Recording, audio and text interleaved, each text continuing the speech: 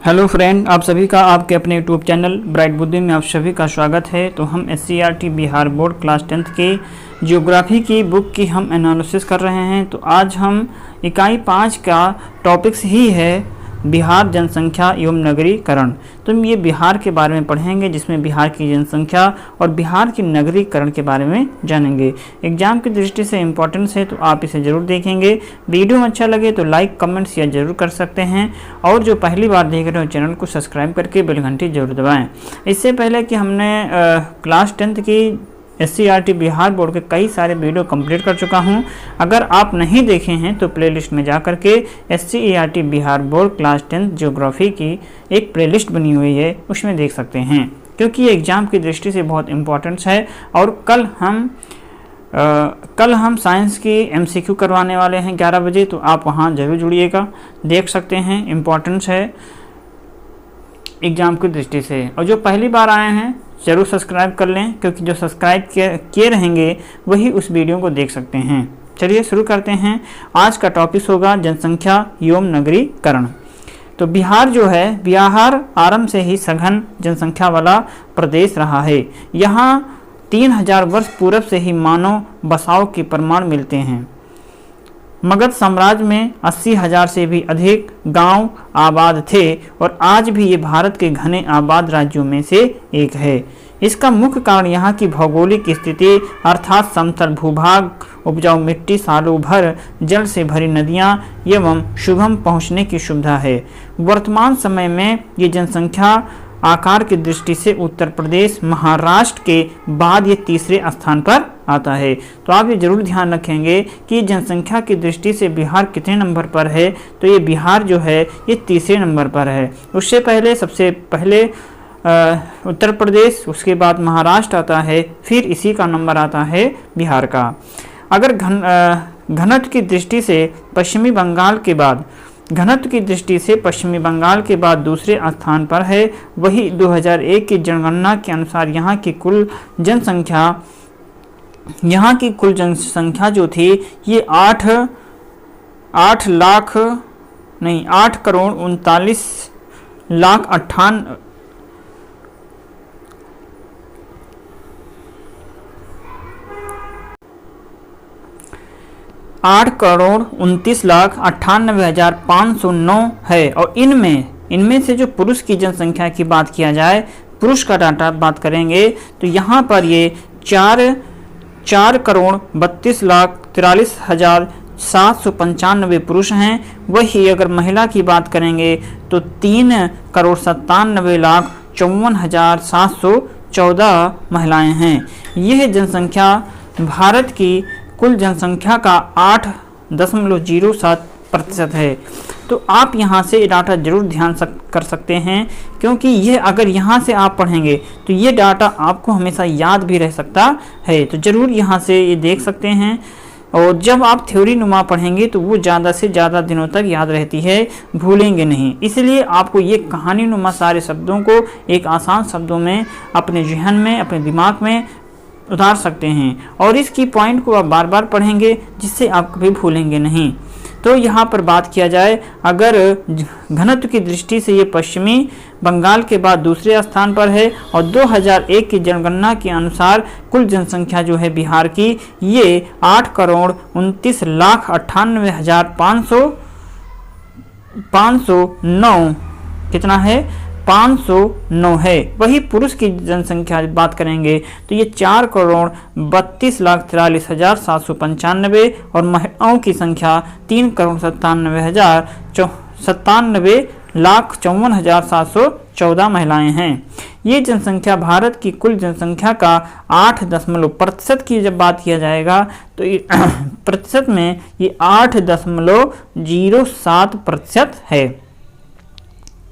केंद्रीय सांख्यिकी संगठन, जिसको हम CAO बोलते हैं, केंद्रीय सांख्यिकी संगठन के अनुसार 2007 में बिहार की जनसंख्या बढ़कर के 9.3 करोड़ हो गई, और बिहार की दशकीय वृद्धि सन 2091 से 2000 के दौरान यह 28.62% था, जबकि राष्ट्रीय वृद्धि दर 21.11% है। यहाँ की कुल आबादी का 89.05% ग्रामीण क्षेत्रों में वास करती है। बिहार में लिंग अनुपात जो है 919 महिलाएं प्रति 1000 पुरुष हैं और यही राष्ट्रीय अनुपात देखा जाए तो 933 से कम है। जहां आबादी आयु सह वितरण का संबंध है तो बिहार में 0 से 6 और 7 से 14 आयु वर्ष समूहों की आबादी में सबसे अधिक प्रतिशत, और इसका मुख्य कारण है ऊंची जन्म दर। क्या है? ऊंची जन्म दर। तो यहाँ पर इम्पोर्टेंस है जो आप नोट कर सकते हैं कि 2007 में जनसंख्या बढ़कर के 9.31 हो गई। वही बिहार की दशकीय वृद्धि दर 91 और 2000 के अनुसार 28.62 था। वही जबकि राष्ट्रीय वृद्धि दर की बात किया जाएगा तो यह 21.11% है। यहाँ की कुल आबादी 89% 05 जो है ये ग्रामीण क्षेत्रों में वास करती है। और बिहार में जो लिंग अनुपात की बात करेंगे तो 1000 पुरुषों पर 919 महिलाएं हैं और ये राष्ट्रीय अनुपात 933 से भी कम है। बिहार की आबादी का आयु समूह वर्गीकरण 2001 की जनगणना के अनुसार देख सकते हैं। तो ये तालिका, इस तालिका को आप स्क्रीनशॉट ले सकते हैं जो कि ज़्यादा इम्पोर्टेंस है नहीं। राज्य की कुल जनसंख्या में 83.23 हिंदू और 16.53% मुस्लिम रहते हैं। इसके अलावा यहाँ ईसाई, सिख, बौद्ध और जैन धर्मावलंबी भी रहते हैं जो तालिका में दिया गया है। हिंदुओं की जनसंख्या आबादी और प्रतिशत में, आबादी की बात किया जाए और प्रतिशत में हिंदू रहते हैं 83.23%। मुस्लिम की बात किया जाएगा तो ये प्रतिशत में 16.53 लोग रहते हैं। वही अगर यहाँ पे जनसंख्या की जब बात करेंगे आबादी में, तो यहाँ पर आबादी में जब बात किया जाएगा तो ये 6,90,76,919 है। और मुस्लिम की आबादी बात करेंगे तो 1,37,22,048 आबादी पुरुष मुस्लिम लोगों की। ईसाई जो हैं ये 53,137 हैं, वो इनकी प्रतिशत मात्रा 0.06। सिख की जनसंख्या की जब बात करेंगे तो ये 20,780 हैं, प्रतिशत में 0.2%। और बौद्ध 18,818 हैं, प्रतिशत में 0.02%। जैन की बात करेंगे 16,085, प्रतिशत में 0.02। अन्य धार्मिक व्यक्ति 52,905 और 0.06। अकथित धर्म 37,817 0.05% ही हैं। राष्ट्रीय लोक सहयोग एवं बाल विकास संस्थान भारतीय महिलाओं से संबंधित अंकित 2007 एवं आर्थिक सर्वेक्षण बिहार सरकार 2007-8 के अनुसार 2005 में बिहार में जन्म दर 30.4 थी, जबकि राष्ट्रीय औसत 23.8 और मृत्यु दर 8.1 थी, जो राष्ट्रीय औसत 7.6 था। ऊंची जन्म दर के कारण बिहार की वार्षिक जनसंख्या वृद्धि दर 2.23%, जबकि राष्ट्रीय औसत 1.63% है। जनसंख्या वितरण। बिहार की जनसंख्या वितरण सभी जगह समान रूप से नहीं है। कहीं पर जनसंख्या बहुत अधिक है तो कहीं पर बहुत ही कम। इसका मुख्य कारण है यहाँ की आर्थिक, सामाजिक परिवेश और भौतिक विविधता है।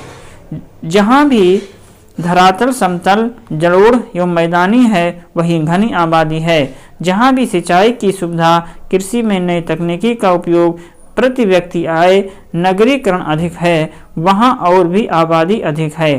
पटना, नालंदा, मुजफ्फरपुर, भोजपुर जिलों में इन्हीं कारणों से जनसंख्या अधिक है। बिहार में सबसे अधिक जनसंख्या पटना जिले में बसी है।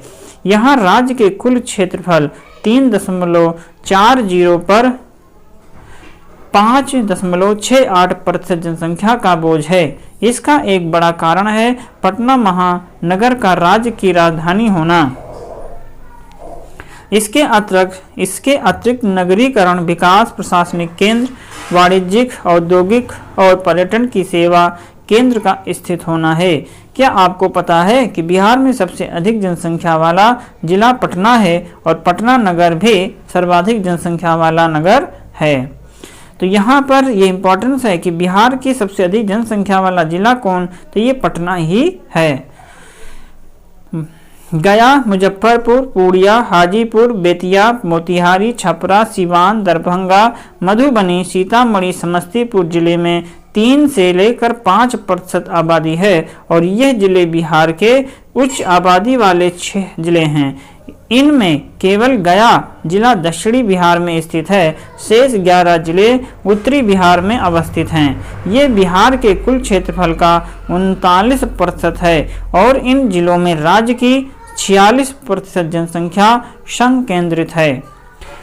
मध्यम जनसंख्या वाले जिलों में सुपौल, नवादा, औरंगाबाद, अररिया, गोपालगंज, भोजपुर, बेगूसराय, नालंदा, कटिहार, भागलपुर, रोहतास, मुंगेर, खगड़िया, कैमूर, किशनगंज, जमुई, बक्सर, सहरसा, जहानाबाद और अरवल, मधेपुरा, बांका सम्मिलित हैं। इन जिलों की जनसंख्या 1 से लेकर के 2.99% है।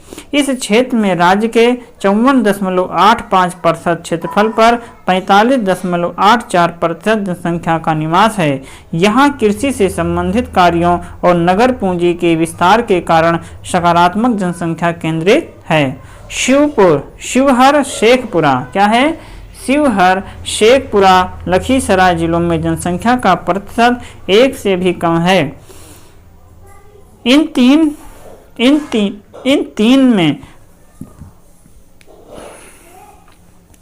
इन तीन राज्य के क्षेत्रफल के मात्र 2.48% में 2.22% आबादी रहती है। इन जिलों में कृषि के पिछड़ापन एवं कम क्षेत्रफल होने के कारण जनसंख्या का संकेंद्रण कम है। दूसरी उत्तरी बिहार जो है, उत्तरी बिहार अपेक्षाकृत गहन जनसंख्या वाला क्षेत्र है, जहां राज्य के कुल क्षेत्रफल के 43.80% पर 63.42% जनसंख्या संकेंद्रण है। इसके विपरीत दक्षिण बिहार में 56.20% क्षेत्रफल पर राज्य की 36.58% जनसंख्या केंद्रित है। जनसंख्या घनत्व 2001 की जनगणना के या जनसंख्या के अनुसार बिहार में प्रति वर्ग किलोमीटर घनत्व 881 प्रति व्यक्ति है, मतलब कि 881 व्यक्ति है। जबकि यह सबसे अधिक घनत्व जो है पटना जिला में, जहां प्रति वर्ग किलोमीटर 1471 व्यक्ति निवास करते हैं। इसके बाद जो है दरभंगा और वैशाली का स्थान आता है, जहां क्रमशः 1342 और 1332 व्यक्ति प्रति वर्ग किलोमीटर रहते हैं। चौथे स्थान पर बेगूसराय जिला, जहां प्रति वर्ग किलोमीटर 1222 प्रति व्यक्ति किलोमीटर रहते हैं। तो यहाँ पर ध्यान दे सकते हैं कि सबसे ज़्यादा 1471 प्रति व्यक्ति निवास करता है, पटना जिला में निवास करता है। और पूरे बिहार में प्रति वर्ग किलोमीटर जो घनत्व है वो 881 प्रति व्यक्ति घनत्व है। और पटना जिला में है, जहां प्रति वर्ग किलोमीटर 1471 व्यक्ति निवास करते हैं। उसके बाद दरभंगा और वैशाली का स्थान आता है, जैसे कि दरभंगा में 1342, वही वैशाली में 1332 है प्रति व्यक्ति किलोमीटर रहते हैं। चौथे स्थान पर बेगूसराय जिला आता है, जहां 1222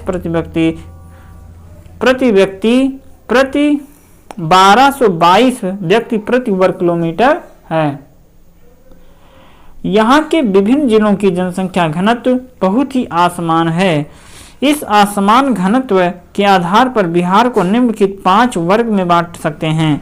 पहला है अत्यधिक घनत्व वाले जिले। जिन जिलों का घनत्व 1200 व्यक्ति वर्ग किलोमीटर है, उसे इस वर्ग में रखा गया। पटना, दरभंगा, वैशाली, बेगूसराय, सीतामढ़ी, सारण, सिवानी आदि इसके अंतर्गत आते हैं। इन जिलों में राज्य का 17.50% भूमि पर 28.17% आबादी रहती है। दूसरा, उच्च घनत्व के जिले। इसके अंतर्गत वे जिले आते हैं जहां औसत घनत्व 1000 से 1200 व्यक्ति प्रति वर्ग किलोमीटर के बीच है। मुजफ्फरपुर, समस्तीपुर, गोपालगंज, मधुबनी, नालंदा जिले इस वर्ग के अंतर्गत आते हैं। राज्य के इन 6 जिलों में 14.41% भूमि पर बिहार की कुल जनसंख्या 19.25% जनसंख्या निवास करती है। इस समूह में नालंदा जिला को छोड़ करके सभी जिले उत्तरी बिहार में स्थित है। मध्य घनत्व के जिले इसके अंतर्गत 1000 से 800 व्यक्ति प्रति वर्ग किलोमीटर लोग रहते हैं। पूर्वी चंपारण, भागलपुर, जहानाबाद, अरवल, भोजपुर, सहरसा, खगड़िया, मधेपुरा, बक्सर, मुंगेर जिले इस वर्ग में सम्मिलित हैं। इन जिलों में राज्य की 24% से अधिक भूमि और राज्य की कुल जनसंख्या की 18% आबादी आवास करती है। कम घनत्व के जिले इस वर्ग के अंतर्गत पूर्णिया, कटिहार, अररिया, नवादा, शेखपुरा, सुपौल, गया, किशनगंज, लखीसराय, रोहतास, औरंगाबाद जिले आते हैं। इन जिलों में औसत घनत्व 600 से लेकर 800 व्यक्ति प्रति वर्ग किलोमीटर है। इन जिलों में राज्य की लगभग 30% भूमि, 26% आबादी का वास है। अत्यंत कम घनत्व वाले जिले इस वर्ग में वे जिले आते हैं जिनकी आबादी 600 व्यक्ति प्रति वर्ग किलोमीटर से कम है। इस वर्ग के अंतर्गत पश्चिमी चंपारण, बांका, जमुई, कैमूर जिला है और जिसका घनत्व 382 प्रति व्यक्ति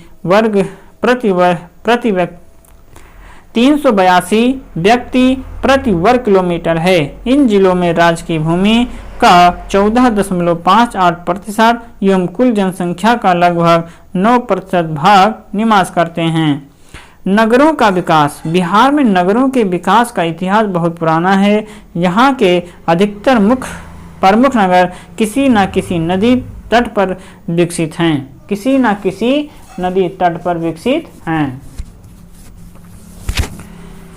यहाँ के प्राचीन नगरों का विकास राजधानी, शिक्षा, धार्मिक एवं व्यापारिक केंद्र के रूप में हुआ। इनमें पाटलिपुत्र, नालंदा, राजगीर, गया, वैशाली, बोधगया और उदवंतपुरी, सीतामढ़ी आदि प्राचीन नगरों के उदाहरण हैं। मध्यकाल में भी यहाँ नगरों का विकास एवं सड़कों के विकास प्रशासनिक कारणों से हुआ था। ऐसे नगरों में सासाराम, दरभंगा, पूर्णिया, छपरा, सिवान आदि आते हैं। अंग्रेजों के समय में बिहार में कुछ बदलाव आया। रेल और सड़क मार्गों का विकास हुआ जिनके कारण सड़कों के किनारे नगर विकसित होने लगे।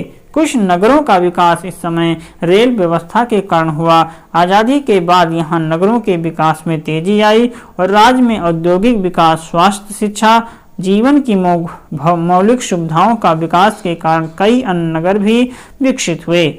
इनमें बरौनी, हाजीपुर, दानापुर, डालमिया नगर, मुंगेर, जमालपुर, कटिहार आदि है। किंतु आज के बिहार में नगरों का विकास भारत के बड़े राज्यों की तुलना में बहुत ही कम हुआ है। यह सबसे कम शहरीकृत राज्य है। यहाँ की नगरीय आबादी 2001 की जनगणना के अनुसार 10.5% है, जबकि भारत की नगरीय जनसंख्या 27.78% है। वर्तमान में बिहार में 1 लाख से अधिक जनसंख्या वाले नगरों की संख्या मात्र 19 है। 10 लाख से ऊपर आबादी वाले महानगर में केवल पटना नगर अंकित है। 2001 की जनगणना के अनुसार कुल नगरीय बस्तियों की संख्या 131 है। कितना? कुल नगरियों की संख्या 131 है।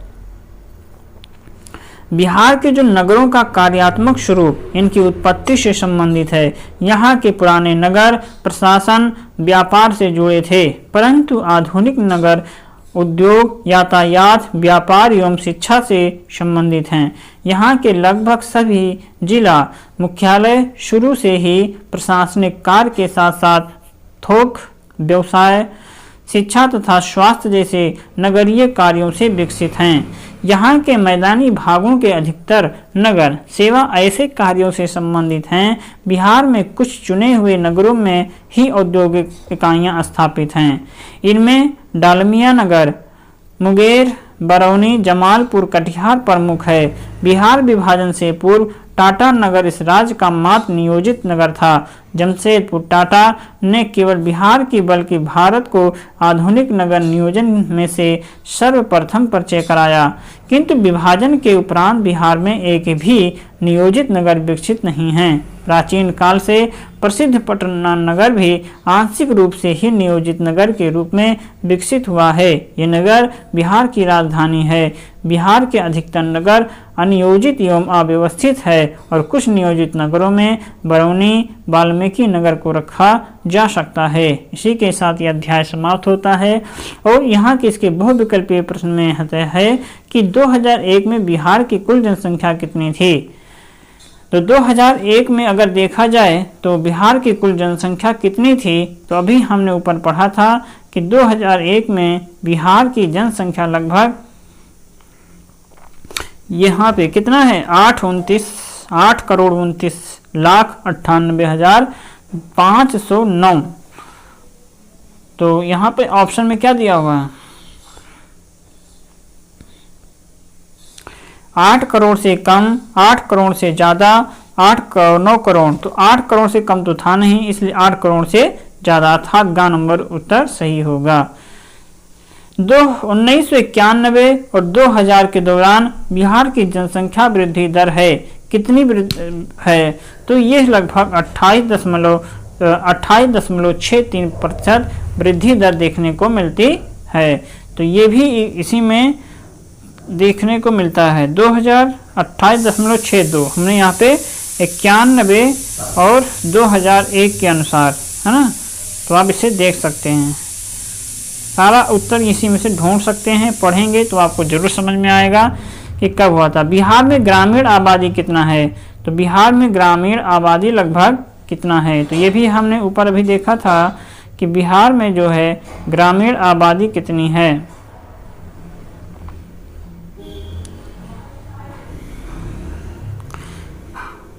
तो यहाँ पे देखो हमने ये भी पढ़ा दिया था कि बिहार में टोटल आबादी 89.05% निवास करती है, 89.05% निवास करती है। तो आप यहाँ पे 89.5% का नंबर। 2001 की जनगणना के अनुसार बिहार में प्रति वर्ग किलोमीटर कितने व्यक्ति रहते हैं, तो 2001 की जनगणना के अनुसार प्रति वर्ग किलोमीटर में, तो ये भी अभी हमने ऊपर पढ़ा था कि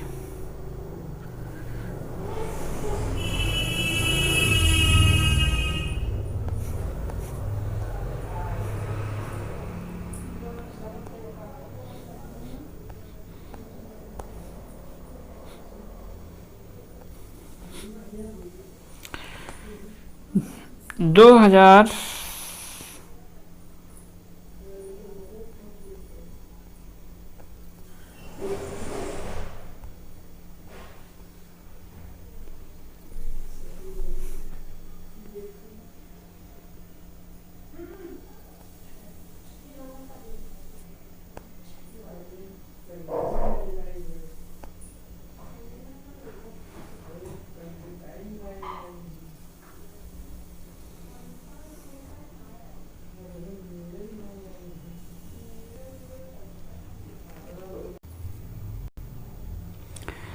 तो आप देख सकते हैं कि 2001 की जनगणना के अनुसार 2001 की जनगणना के अनुसार बिहार में प्रति वर्ग किलोमीटर में कितना रहते हैं, तो यहाँ पे लिखा था 881 व्यक्ति रहता है, प्रति व्यक्ति वर्ग किलोमीटर पर रहता है। तो ऑप्शन कौन सा सही होगा इसका 881।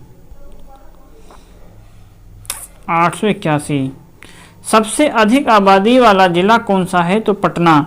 सासाराम नगर का विकास हुआ था, कब हुआ था, प्राचीन युग में, आधुनिक युग में या मध्य युग में हुआ था। कब हुआ, तो ये मध्य युग में। अविभाजित बिहार में एकमात्र नियोजित नगर कौन था, अविभाजित बिहार में एकमात्र नियोजित नगर ये कौन सा था। अगला क्वेश्चन होगा 2001 की जनगणना के अनुसार बिहार की नगरीय आबादी और बिहार का सबसे बड़ा नगर कौन सा है, तो पटना। और 2001 की जनगणना के अनुसार बिहार की नगरीय आबादी कौन सी है, तो ये आपको बताना है 2001 के जनगणना के अनुसार कुल नगरीय आबादी की संख्या तो 131 है। कितना है? 2001 की जनगणना के अनुसार कुल जनगणना के कुल नगरीय बस्तियों की संख्या यहाँ पर कितना है? तो वहाँ पर बस्तियों की बात हो रही है। और यहाँ पर जो है सबसे अधिक आबादी वाला जिला हो गया फिर सासाराम। अगला क्वेश्चन यहाँ पर होगा कि 2001 की जनगणना के अनुसार बिहार की नगरीय आबादी है, तो ये बताना है कितना है।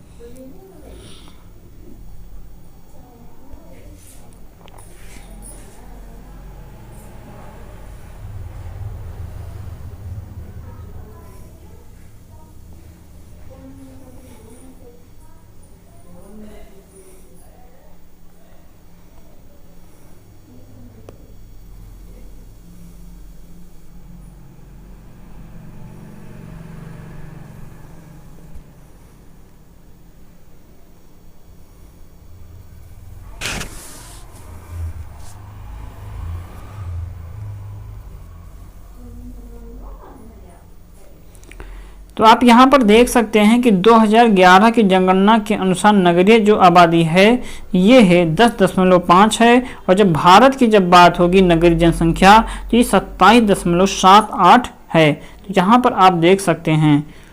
और बिहार में वर्तमान में बिहार में 1 लाख से अधिक जनसंख्या वाले नगरों की संख्या मात्र 19 है।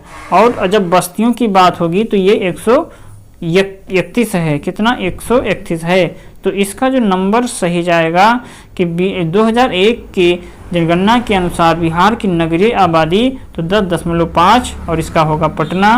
आगे है कि अविभाजित बिहार में एकमात्र नियोजित नगर कौन था? तो एकमात्र अविभाजित नगर बिहार में एकमात्र नियोजित नगर कौन सा था?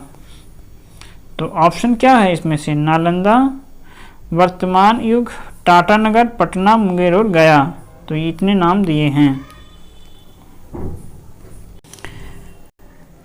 तो इसमें लिखा हुआ है कि अविभाजित बिहार में एकमात्र नियोजित नगर, तो ये टाटा नगर था। कौन सा था? टाटा नगर। और ये जो सासाराम नगर का विकास कहाँ पर कब हुआ था? ये मध्य युग में हुआ था। सबसे अधिक आबादी वाला कौन सा शहर है, कौन सा जिला? तो पटना। तो सारे प्रश्नों का उत्तर तो लगभग दे दिया गया। और इन प्रश्नों को आप यहाँ पर देख सकते हैं कि बिहार के नगरों का कार्यात्मक स्वरूप उनकी उत्पत्ति से संबंधित था। यहाँ पे देखिए, बिहार विभाजन से पूर्व टाटा नगर इस राज्य का एकमात्र नियोजित नगर था। और जमशेदपुर टाटा ने केवल बिहार को बल्कि भारत को आधुनिक नगर नियोजन से सर्वप्रथम परिचय कराया। किंतु विभाजन के उपरांत बिहार में एक भी नियोजित नगर विकसित नहीं है। तो प्राचीन काल से प्रसिद्ध पटना नगर भी आंशिक रूप से ही नियोजित नगर के रूप में विकसित हुआ। ये नगर की राजधानी ये नगर बिहार की राजधानी और बिहार के अधिकतर नगर अति योजित अव्यवस्थित हैं। और कुछ नियोजित नगर में बरौनी और वाल्मीकि नगर को रखा गया है। और एक यहाँ पर यह है कि जो सासाराम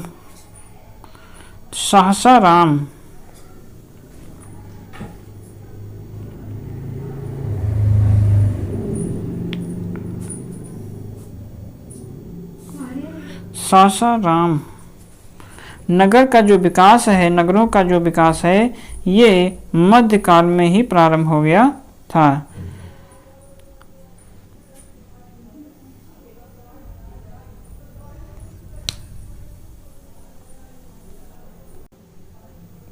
तो यहाँ पे देख सकते हैं कि मध्यकाल में भी यही नगरों का विकास एवं सड़कों के विकास प्रशासनिक कारणों से हुआ। ऐसे नगर में सासाराम, दरभंगा, पूर्णिया, छपरा, सिवान आदि आते थे। तो इन सभी प्रश्नों का उत्तर दे दिया गया है। वीडियो में अच्छा लगे तो लाइक, कमेंट, शेयर जरूर कीजिए अपने हित में दोस्तों के साथ। तो ये ऐसे रिवीजन करते रहें, हाथ लिखे नोट्स बार बार पढ़ते रहें, तभी आपको सारी डेट एकदम अच्छे तरीके से याद कर सकते हैं।